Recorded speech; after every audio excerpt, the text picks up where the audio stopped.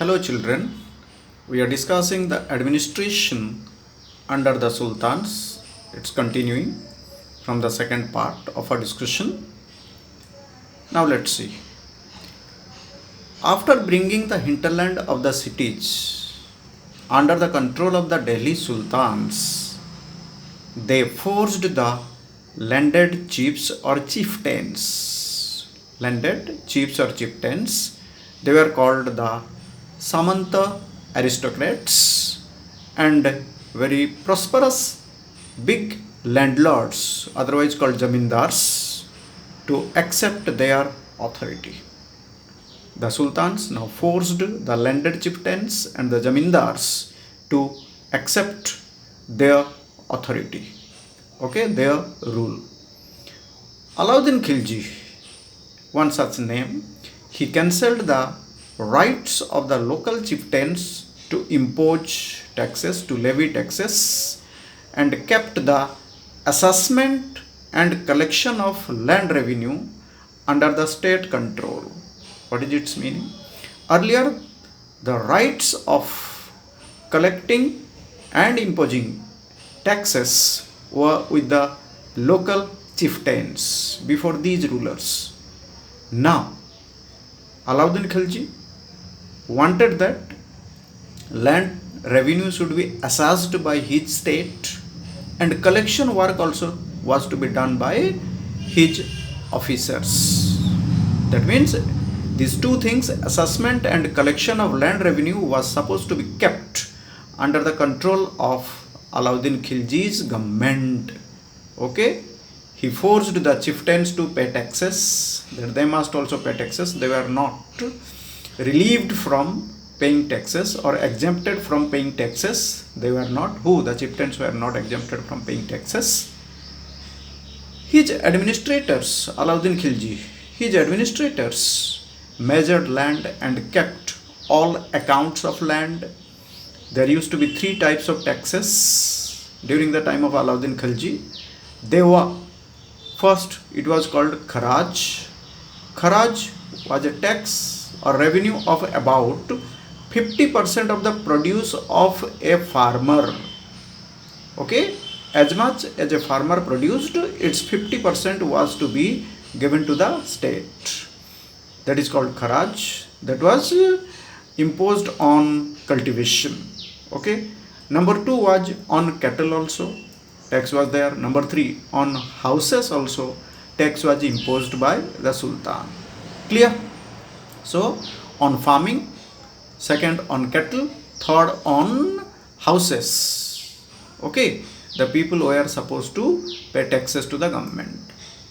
Now, even if many parts of the subcontinent were controlled by the sultans, yet several distant territories like Bengal were difficult to control. There are certain territories it was difficult on the part of the sultans to control them. One such territory, I have already said earlier, was Bengal. Another was Sindh, we have seen. The forested areas in the Gangetic plains could not be captured. Over there, the local chieftains were very powerful. The Mongols under Genghis Khan threatened the Delhi Sultanate. After 1219, Mongols, about whom I have already told you, these were the invaders from Mongolia. After 1219, they threatened the Delhi Sultanate, and their attacks increased during the reign of Alauddin Khilji and Muhammad bin Tughlaq. Got or not? These sultans mobilized a big standing army in Delhi, in this way causing a huge administrative problem in Delhi. Sultan Alauddin Khilji took defensive measures. Whenever an attack was there from the side of the Mongols, he always tried to defend himself. That's why defensive measures. But Muhammad bin Tughlaq made an offensive plan against the Mongols. Of course, he had made plans to invade the Mongols or Mongol territories, but this plan of Muhammad bin Tughlaq could never be implemented. But he had his plans, offensive plan, attacking, you know, the Sultanate in the 15th and 16th centuries. After the Tughlaqs, the Sayyid dynasty came to power, and after the Sayyids, the Lodi dynasty ruled from Delhi and Agra until 1526. Because in 1526 in India, the Mughal rule started. It started under Babur in the year 1526, in which Ibrahim Lodi, the last ruler of the Lodi dynasty, was defeated by Mughal ruler Babur. Okay, we will be studying in the Mughal Empire, a chapter coming after this. By that time, entire South India, Gujarat, Malwa, Rajasthan, Bengal, Jaunpur, these territories had independent rulers. The Afghans and Rajputs also emerged during this time. Now Sher Shah Suri. Sher Shah Suri, a manager of a small territory named Sasaram in Bihar, was a very powerful and good administrator.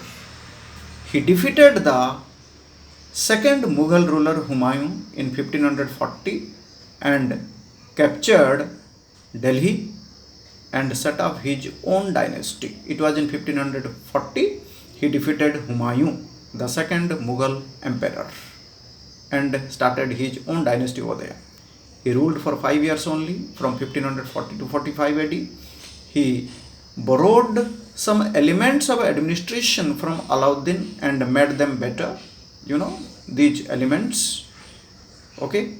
His administration was so good and so effective that it became a model for none other than Akbar the Great, the most famous and the most liberal Mughal emperor in India. Akbar the Great, he followed the model of whose administration? Sher Shah Suri's administration. Thank you.